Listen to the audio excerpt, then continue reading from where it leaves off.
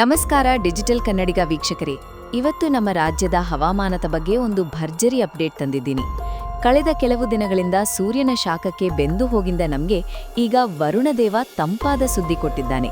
ಹೌದು ಗೆಳೆಯರೆ, ಇಡೀ ರಾಜ್ಯದ ಜನತೆ ಮತ್ತು ಅದರಲ್ಲೂ ಮುಖ್ಯವಾಗಿ ನಮ್ಮ ಅನ್ನದಾತರು ಕುತೂಹಲದಿಂದ ಕಾಯ್ತಿದ್ದ ಆ ಸಮಯ ಬಂದಿದೆ.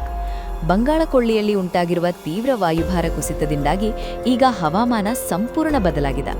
ಇಂದಿನಿಂದ ಮುಂದಿನ 7 ದಿನಗಳ ಕಾಲ ನಮ್ಮ ಕರ್ನಾಟಕದಲ್ಲಿ ಮಳೆ ಹೇಗಿರಲಿದೆ, ಯಾವ ಜಿಲ್ಲೆಗಳಿಗೆ ಹೆಚ್ಚು ಅಪಾಯವಿದೆ, ಮುಂಗಾರು ಮಳೆ ಯಾವಾಗ ಶುರುವಾಗುತ್ತೆ, ಈ ಎಲ್ಲವನ್ನೂ ಇವತ್ತಿನ ಈ ವಿಡಿಯೋದಲ್ಲಿ ನಾನು ವಿವರವಾಗಿ ಹೇಳ್ತೀನಿ. ಈ ಮಾಹಿತಿ ಪ್ರತಿಯೊಬ್ಬ ರೈತನಿಗೂ ತಲುಪಬೇಕಿರೋದ್ರಿಂದ ದಯವಿಟ್ಟು ಗಮನವಿಟ್ಟು ಕೇಳಿ. ಪ್ರಸ್ತುತ ಹವಾಮಾನದ ಸ್ಥಿತಿಗತಿಗಳು. ಗೆಳೆಯರೆ, ಈಗ ನಾವು ಸುಡು ಬೇಸಿಗೆಯಲ್ಲಿದ್ದೀವಿ ಅನ್ನೋದು ನಮಗೆಲ್ಲ ಗೊತ್ತು. ಕಳೆದ ವಾರಗಳಲ್ಲಿ ಉತ್ತರ ಕರ್ನಾಟಕದ ಹಲವು ಕಡೆಗಳಲ್ಲಿ ತಾಪಮಾನ ದಾಖಲೆ ಮಟ್ಟಕ್ಕೆ ಏರಿಬಿಟ್ಟಿತ್ತು. ಮಧ್ಯಾಹ್ನ ಹೊತ್ತು ಹೊರಬರೋದೇ ಕಷ್ಟ ಎನ್ನುವಂತಾಗಿತ್ತು. ಆದರೆ ಈಗ ಹವಾಮಾನ ಇಲಾಖೆ ಒಂದು ದೊಡ್ಡ ನೆಮ್ಮದಿಯ ಸುದ್ದಿ ಕೊಟ್ಟಿದೆ.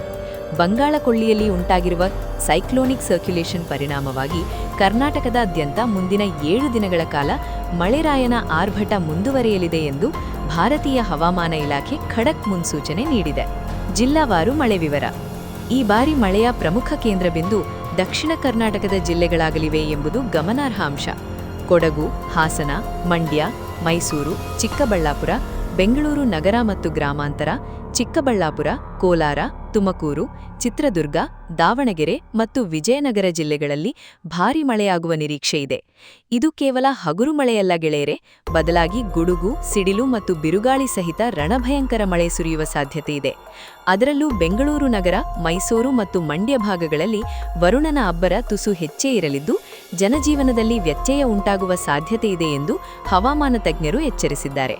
ಕರಾವಳಿ ತೀರದ ಜಿಲ್ಲೆಗಳಾದ ಮಂಗಳೂರು ಮತ್ತು ಉಡುಪಿಯಲ್ಲೂ ಕೂಡ ಪರಿಸ್ಥಿತಿ ಭಿನ್ನವಾಗಿಲ್ಲ.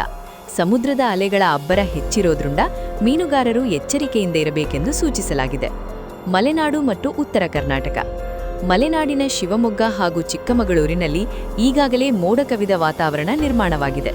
ಮಲೆನಾಡಿನ ಭಾಗದಲ್ಲಿ ಬೀಳುವ ಈ ಮಳೆಯು ತೋಟಗಾರಿಕಾ ಬೆಳೆಗಳಾದ ಕಾಫಿ ಮತ್ತು ಅಡಿಕೆಗೆ ಒಂದು ಕಡೆ ತಂಪು ನೀಡಿದರೆ ಮತ್ತೊಂದು ಕಡೆ ಬಿರುಗಾಳಿಯ ಭಯವನ್ನು ಕೂಡ ತಂದೊಡ್ಡಿದೆ. ಇನ್ನು ಉತ್ತರ ಕರ್ನಾಟಕದ ಕಡೆ ಬರೋದಾದ್ರೆ ಅಲ್ಲಿ ಸಾಧಾರಣ ಮಳೆಯಾಗುವ ನಿರೀಕ್ಷೆ ಇದ್ರೂ ಬಿಸಿಲಿನ ಪ್ರಭಾವ ಇನ್ನೂ ಸಂಪೂರ್ಣವಾಗಿ ಕಡಿಮೆಯಾಗಿಲ್ಲ.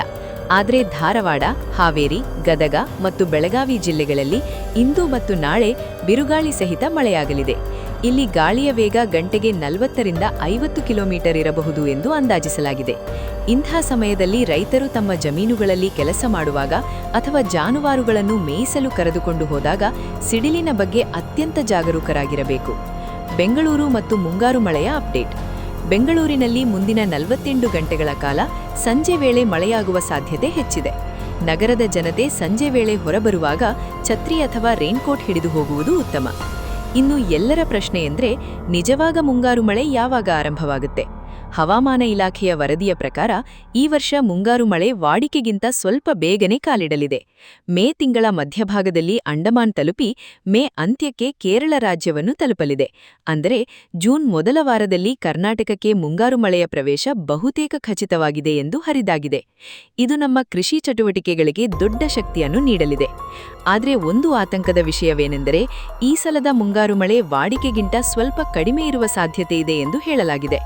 ಆದ್ದರಿಂದ ರೈತರು ಈಗಿನಿಂದಲೇ ಮಳೆ ನೀರು ಸಂಗ್ರಹಣೆ ಮತ್ತು ಮಿತವಾಗಿ ನೀರು ಬಳಸುವ ಬಗ್ಗೆ ಯೋಚಿಸಬೇಕಿದೆ. ರೈತರಿಗೆ ವಿಶೇಷ ಸೂಚನೆಗಳು. ಈಗ ಬೀಳುತ್ತಿರುವ ಈ ಮಳೆಯು ಭೂಮಿಯನ್ನು ಉಳುವ ಮಾಡಲು ಅತ್ಯಂತ ಯೋಗ್ಯವಾಗಿದೆ. ಮಣ್ಣಿನ ತೇವಾಂಶ ಹೆಚ್ಚಾಗುವುದರಿಂದ ಬಿತ್ತನೆ ಕಾರ್ಯಕ್ಕೆ ತಯಾರಿ ನಡೆಸಲು ಇದು ಸಕಾಲ. ವಿಶೇಷವಾಗಿ ಇಂದು ರಾತ್ರಿ ಭಾರೀ ಗಾಳಿ ಮಳೆಯಾಗುವ ಸಾಧ್ಯತೆ ಇರುವುದರಿಂದ ತಗ್ಗು ಪ್ರದೇಶಗಳಲ್ಲಿ ವಾಸಿಸುವ ಜನರು ಎಚ್ಚರದಿಂದಿರಬೇಕು. ಹಳೆಯ ಮರಗಳು ಅಥವಾ ವಿದ್ಯುತ್ ಕಂಬಗಳ ಬಳಿ ಇರುವುದನ್ನು ತಪ್ಪಿಸಿ. ವಾಹನ ಸಾವರಿಗರು ಬಿರುಗಾಳಿ ಬೀಸುವಾಗ ವಾಹನಗಳನ್ನು ಸುರಕ್ಷಿತ ಜಾಗದಲ್ಲಿ ನಿಲ್ಲಿಸುವುದು ಉತ್ತಮ. ಈ ಹವಾಮಾನ ವೈಪರೀತ್ಯಕ್ಕೆ ಬಂಗಾಳಕೊಳ್ಳಿಯಲ್ಲಿ ಉಂಟಾಗಿರುವ ಬದಲಾವಣೆಯೇ ಪ್ರಮುಖ ಕಾರಣ. ಮುಂದಿನ 72 ಗಂಟೆಗಳು ನಮ್ಮ ರಾಜ್ಯದ ದೃಷ್ಟಿಯಿಂದ ಅತ್ಯಂತ ನಿರ್ಣಾಯಕವಾಗಿವೆ. ಈ ಮಾಹಿತಿ ನಿಮಗೆ ಉಪಯುಕ್ತವೆನಿಸಿದರೆ ದಯವಿಟ್ಟು ಈ ವಿಡಿಯೋವನ್ನು ಲೈಕ್ ಮಾಡಿ ಮತ್ತು ನಿಮ್ಮ ಎಲ್ಲ ವಾಟ್ಸ್ಆಪ್ ಗ್ರೂಪ್ಗಳಲ್ಲಿ ಹಂಚಿಕೊಳ್ಳಿ.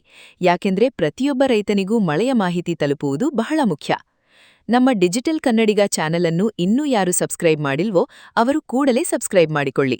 ನಾವು ಪ್ರತಿದಿನ ಕೃಷಿ ಮಾರುಕಟ್ಟೆ ದರಗಳು ಮತ್ತು ಹವಾಮಾನ ಮುನ್ಸೂಚನೆಯ ನಿಖರ ಮಾಹಿತಿಯನ್ನು ನೀಡುತ್ತಾ ಬರುತ್ತಿದ್ದೇವೆ. ನಿಮ್ಮ ಬೆಂಬಲ ನಮಗೆ ಸದಾ ಇರಲಿ. ಶ್ರದ್ಧೆಯಿಂದ ಕೆಲಸ ಮಾಡುವ ನಮ್ಮೆಲ್ಲ ರೈತ ಬಾಂಧವರಿಗೆ ಈ ಮಳೆರಾಯ ಒಳ್ಳೆಯದನ್ನು ಮಾಡಲಿ ಎಂದು ಆಶಿಸುತ್ತಾ ಇವತ್ತಿನ ಮಾಹಿತಿಯನ್ನು ಮುಕ್ತಾಯಗೊಳಿಸುತ್ತಿದ್ದೇನೆ. ಧನ್ಯವಾದಗಳು.